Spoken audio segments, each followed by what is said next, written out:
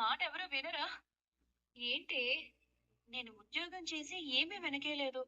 ఒక్క నెల జీతం అందుకున్నాను అంతే. పెళ్లి అంటే ఎన్ని ఖర్చులుంటాయి?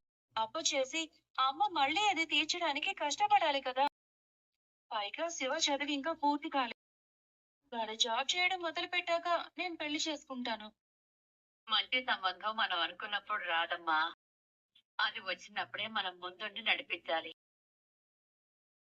కొంపదీసి మళ్ళీ లేచిపోయిన వాళ్ళగా నీకు కూడా ఏమన్నా లవ్ అఫైర్ ఉందా? ఉంటే చెప్పు. పోక ముందే మాట్లాడి పెళ్లి చేస్తాం చిన్నగప్ప. దాని మొహం బావా ఇప్పటికి 10 జతల చెప్పులు తెగొట్టింది. ఎవడైనా ప్రపోజ్ చేస్తే వాడి పని అయిపోయినట్టే. చెప్పుతోనే కొడుతుంది, చెప్పు తెగొడుతుంది.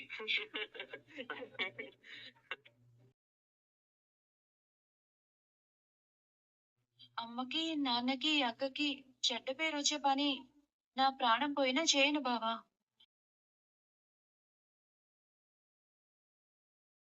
నాకు ఊహ తెలిసినప్పటి నుంచి చూస్తున్నాను. అమ్మ ఎంత కష్టపడుతుందో తెలుసా? ఆ ముగ్గురిని చదివించడానికి నాన్నతో సమానంగా కష్టపడింది. ఇంకా అమ్మకు విశ్రాంతి దొరకదా? ఇంకా అమ్మకు మనశ్శాంతి దొరకదా? చూడు సుమతి, ఈ రోజున్న పరిస్థితులు రేపు ఉండకపోవచ్చు. అన్నీ మనకి మంచి చేసే రోజులు రావు. వచ్చినప్పుడే ఉపయోగ అమ్మ ఏది ఆలోచించినా చాలా దూరం ఆలోచిస్తుంది. మా అత్తగారిలా కాదు.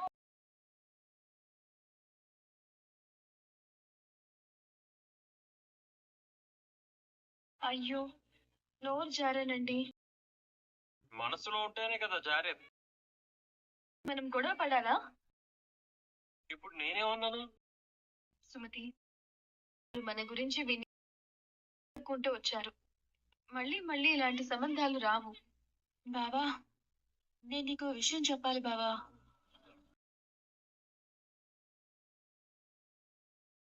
ఏంటి?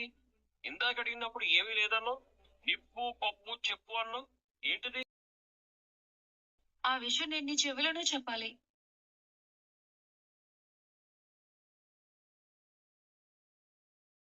చెవిలోనా? ఏంటి అది? మీరెవరు వినకూడదు.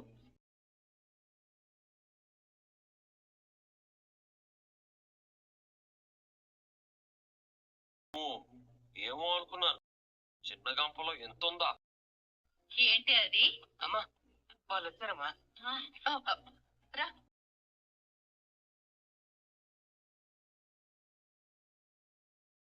కోపం ముంచే విషయం ఏం కాదు కదా. కాసేపట్లో మీకే తెలుస్తుంది. రండి. కూర్చో. నమస్కారం అమ్మా. నమస్తే.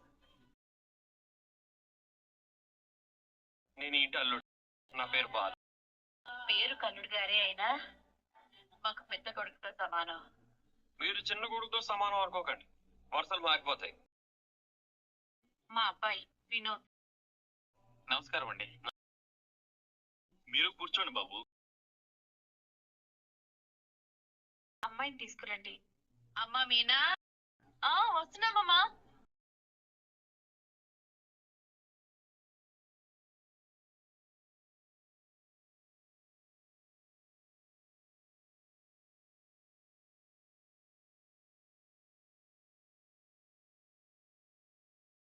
మా అబ్బాయిని చూడవా? సరిగ్గా చూడు. మళ్ళీ నన్ను సరిగ్గా చూడనివ్వకుండా తొందర పెట్టారని జీవితాంతం తిట్టుకుంటా.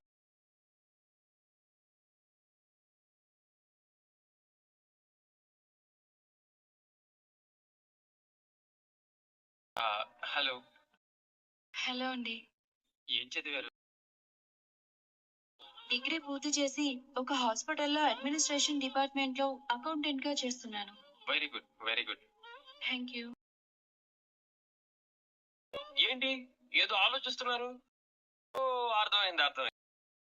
ఇందాకటి నుంచి మీరు ఏదో చెప్పాలని ట్రై చేస్తున్నారు. ఏంటి బ్రో, ఈ కాలంలో కూడా అంత మొహమాట అయితే మీరు మా సుమతితో ఏదో విడిగా మాట్లాడాలనుకుంటున్నారు, అంతే కదా? వెళ్ళండి వెళ్ళండి. సుమతి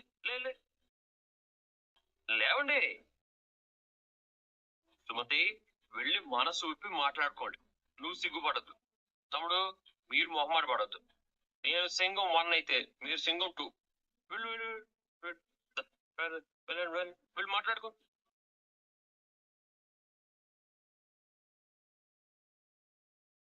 మీ చెల్లి నా చెవిలో చెప్పింది ఈ ముక్కే. ఏ ముక్క?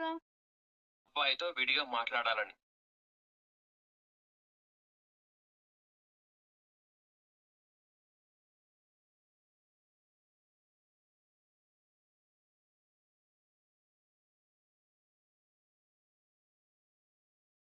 ఆ అబ్బాయిలు కూడా సిగ్గుపడతారా?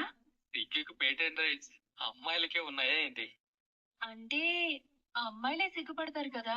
ఏ సినిమాల్లోనైనా అబ్బాయిలు సిగ్గుపడరు కదా. అది అందరూ చూస్తారు కదా, అందుకే పెట్టారు. మరి అమ్మాయిలు సిగ్గుపడటం చూపిస్తారు కదా. ఆ అమ్మాయిలు సిగ్గుపడితే చాలా అందంగా ఉంటారు, అందుకే చూపిస్తారు. అయితే నిజం ఒప్పుకున్నారన్నమాట. ఏటా నిజం? ఆ అబ్బాయిలు సిగ్గుపడితే బాగోదని. లైఫ్ లాంగ్ కలిసి ఉండిపోయే వాళ్ళ దగ్గర ఓపెన్ గా ఉండకపోతే ఎలా? మీరు ఫిక్స్ అయిపోయారు. అవును, మిమ్మల్ని చూడక ముందే 90% ఫిక్స్ అయ్యాను, చూశాక 100%. చూడక ముందా? అదెలా? అంటే మా అమ్మ వాళ్ళు మీ గురించి మీ ఫ్యామిలీ గురించి ఎంక్వైరీ చేయించారు. అందరూ మీ ఫ్యామిలీ గురించి చాలా పాజిటివ్ గా చెప్పారు. అంటే ఈ జనరేషన్ లో ఒకే ఇంట్లో 10 మంది ఉన్నా కానీ ఎవరి పనులు వాళ్ళు చూసుకుంటారు, ఎవరి ఫోన్ లో వాళ్ళు బిజీగా ఉంటారు. నా దృష్టిలో అది కలిసి ఉండడం కాదు. ఒకరి గురించి ఒకరు ఆలోచించడం, ఒకరి అవసరాలని ఒకరు తీర్చుకోవడం, ఒకరి మనసు ఒకరు తెలుసుకోవడం, ఒకరి కష్టం వస్తే ఒకరు అండగా నిలబడడం, ఒకరి కన్నీరుస్తే తుడిచి చెయ్యి, బాధొస్తే హత్తుకునే మనిషి, ఆకలిస్తే తినిపించే చెయ్యి. డబ్బు ఉన్నా లేకపోయినా ఇలాంటివి ఉంటే అది ఖచ్చితంగా మంచి కుటుంబం. అలాంటి కుటుంబం నుంచి వచ్చే అమ్మాయిని ఎవరు కాదనుకుంటారో చెప్పండి? మా గురించి బాగానే తెలుసుకున్నారే. మా నాన్న చనిపోయినప్పటి నుండి మా అమ్మ, మా అక్క నన్ను, మా తమ్ముడిని ఎంతో కష్టపడి చదివించారు. మా అక్క పెళ్ళయి అత్తవారింటికి వెళ్ళింది. కానీ ప్రతి క్షణం మమ్మల్ని ఓ కంట కనిపెడుతూనే ఉంటుంది. మా బావ కూడా చాలా మంచివారు. మాకే చిన్న కష్టం వచ్చినా ఆయనే ముందుంటారు. నేను కూడా మా అక్కలాగే పెళ్ళయ్యాక కూడా జాబ్ కంటిన్యూ చేస్తూ మా అమ్మ కొంచెం సాయంగా ఉండాలనుకుంటున్నాను. నాకు ఎలాంటి అభ్యంతరము లేదు. మన పెళ్ళయ్యాక కూడా మీ అమ్మ గురించి ఆలోచించే నిర్ణయం ఇప్పుడే చెప్పారంటే మీకెంత ముందు చూపు ఉందో నాకు ఇప్పుడే అర్థమవుతోంది. మా అమ్మా నాన్నల్ని ఎలా చూసుకుంటారో కూడా నాకు నమ్మకం వచ్చింది. అయినా నేను ఇంతలా వాగుతున్నాను, నేను మీకు నచ్చానా?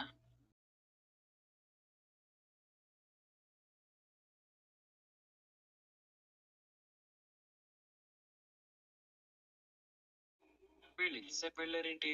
పిల్లలు పుడితే ఏ పేరు పెట్టుకుందాం అని చర్చించుకుంటున్నారా? మా అబ్బాయి అందం ఆస్తి కన్నా గుణమున్న అమ్మాయే కావాలని మొదటి మాటలోనే పసిగట్టు వచ్చేస్తాడు. వాళ్ళు ఇంతసేపు వెళ్ళారంటే మా వాడికి అమ్మాయి నచ్చింది. మీ అమ్మాయికి నచ్చాడో లేదో తెలిస్తే చాలు. అదిగో వచ్చేసారు. రండి రండి.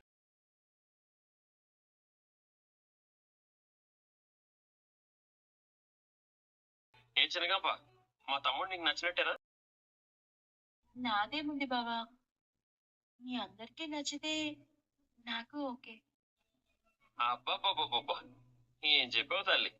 పక్కకెళ్ళి మాట్లాడుకొని వచ్చాక మాత్రం మాకు పెద్ద రకం వంట కడుతున్నావా?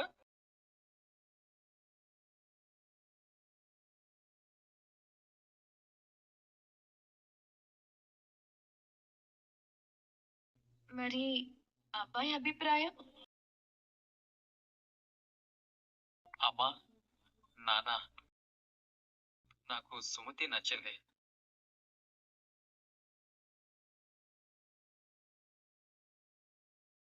అమ్మయ్యా, శుభం, సూపర్, కాంగ్రాట్స్.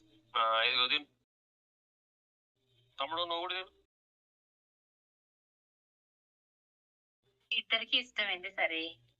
మిగతా విషయాలు కూడా మాట్లాడుకుంటే బాగుంటుంది కదా. మాకు కట్న కానుకలు ఏమీ వద్దు.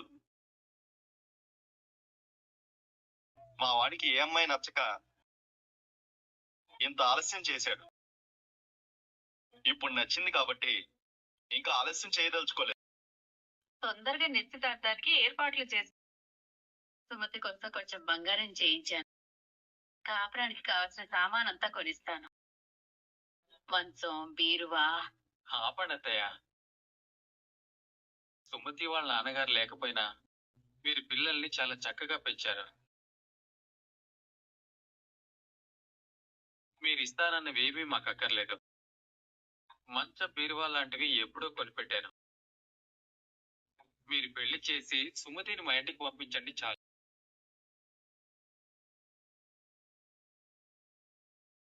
అలాగని కట్టుబట్టలతో పంపలేం కదా. దానికోసం కొన్న బంగారం దానికిచ్చి పంపిస్తాం. పెళ్లికి ఏ లోటు రాకుండా దగ్గరుండి ఘనంగా నేను జరిపిస్తాను. అన్నయ్య, మీరు హడావిడి పడి అప్పుల పాలు కాకుండా ఉంటే చాలు. మీకు మీ పెద్దలుడు ఎంత అండగా ఉన్నాడో నేను కూడా అంతే అండగా ఉంటాను. భవిష్యత్తులో మీకు ఎలాంటి సమస్య రాకుండా చూసుకుంటాను.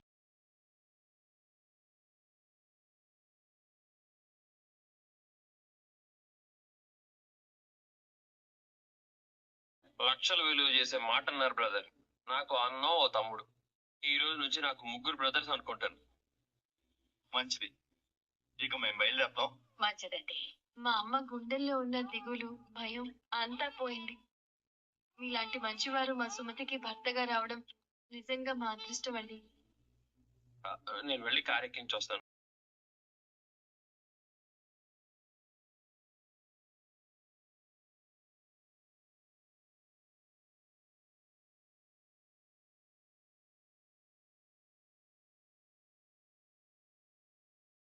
సుమతి పెళ్లి అయిపోయిందంటే నెక్స్ట్ శివ పెళ్లి.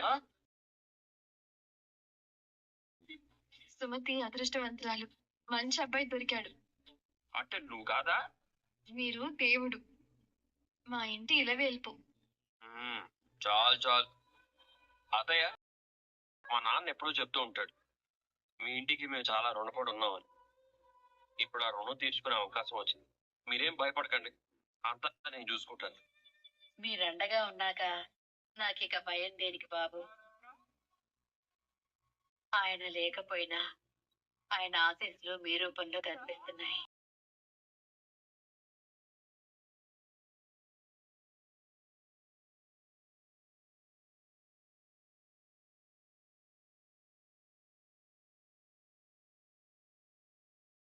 హలో విద్య.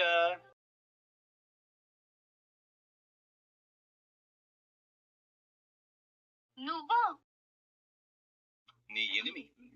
ఇక్కడికి ఎందుకు వచ్చావు? నీ ఫ్రాడ్ ఫ్రెండ్ కనిపించట్లేదు. పేరు కళ్యాణి. ఎత్తు 5 అడుగులు. ఎత్తు జిత్తులు బాగా తెలిసిన మనిషి. మారు పేర్లతో తిరుగుతూ ఉంటుంది. లేని కుటుంబాన్ని ఉన్నదని, ఉన్న కుటుంబాన్ని లేదని చెప్పుకుంటుంటుంది. ఆపు. నువ్వు మిగతా కథ చెప్తావా? నీ సంగతి చెప్తాను. ఇప్పుడే పోలీసులకు ఫోన్ చేస్తాను. ఆ పని చేయవా? వాళ్ళు రావాలి, నా గురించి అడగాలి, నేను కళ్యాణి గురించి చెప్పాలి, నీ గురించి చెప్పాలి. మీ ఇద్దరి మీద చీటింగ్ కేసు. ఆపు. ఏం కావాలి నీకు? రోహిణికి ఫోన్ చేసి రమ్మనాలి. ఒక ఆడపిల్ల ఉసురు పోసుకుంటున్నావు. నువ్వు బాగుపడవు. ఛీ! కష్టపడి సంపాదించుకోవచ్చు కదా. ముసలి వాళ్ళు కూడా కష్టపడి సంపాదించుకొని బ్రతుకుతున్నారు. క్లాస్ అయిందా? కళ్యాణికి ఫోన్ చేస్తావా లేదా?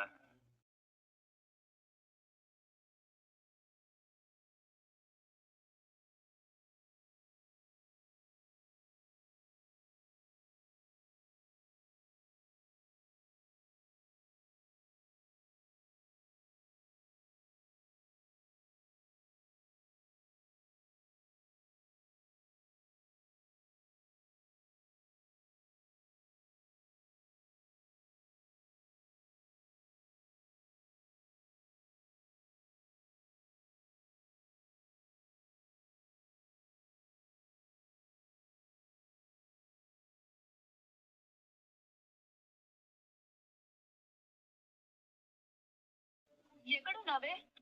దినేష్ వచ్చాడు.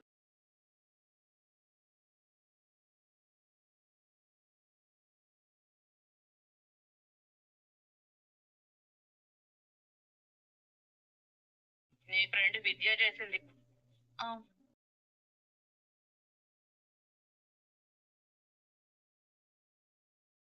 హలో, నేను దినేష్ ని.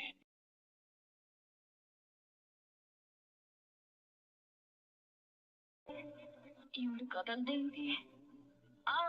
చెప్పు. బాగున్నావా? ఆ, నేను బాగాలేను.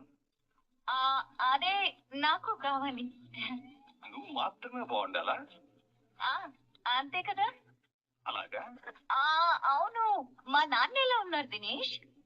నీ పక్కన ఎవరైనా ఉన్నారా? అవును అవును. డబ్బులు ఎప్పుడు ఇస్తావు? 1 month. నేను నెల రోజులు ఆగను. ఇప్పుడు విద్య ఇంటికి వచ్చాను. డబ్బులు రాకపోతే నీ అత్తారింటికి వస్తాను.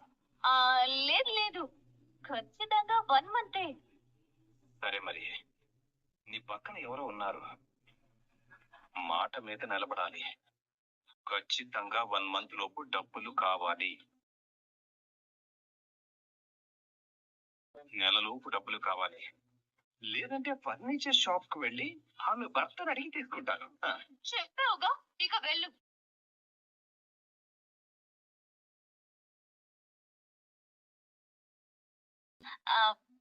దినేష్ ఎవరు? నీకెలా తెలుసు? ఇప్పుడే విద్య చెప్పింది.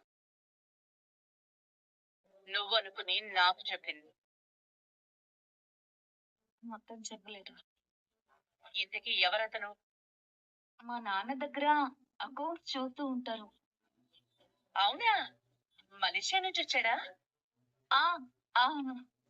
ఇక్కడికి రాకుండా విజయ్ దగ్గరికి ఎందుకు వెళ్ళాడు? పార్లర్ కి వెళ్ళారు. పెళ్లి కాకముందు నేను విద్యతో ఉండేదాన్ని కదా అత్తయ్య, అలా పరిచయం. మీ డాడీని విడుదల చేస్తున్నారా?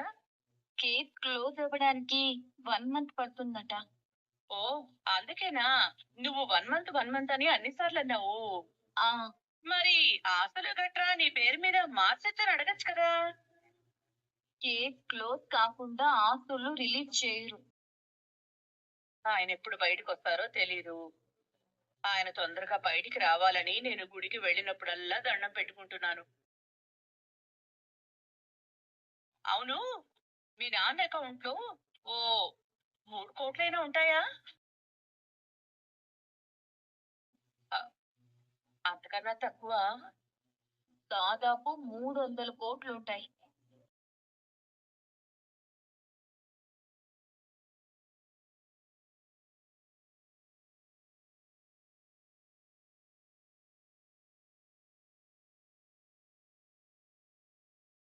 ఎప్పుడు తప్పుకోలే.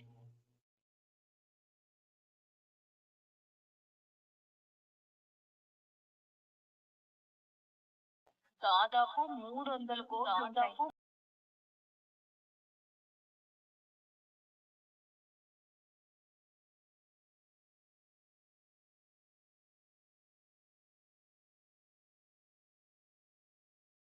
దాదాపు 300 కోట్లు ఉంటాయి.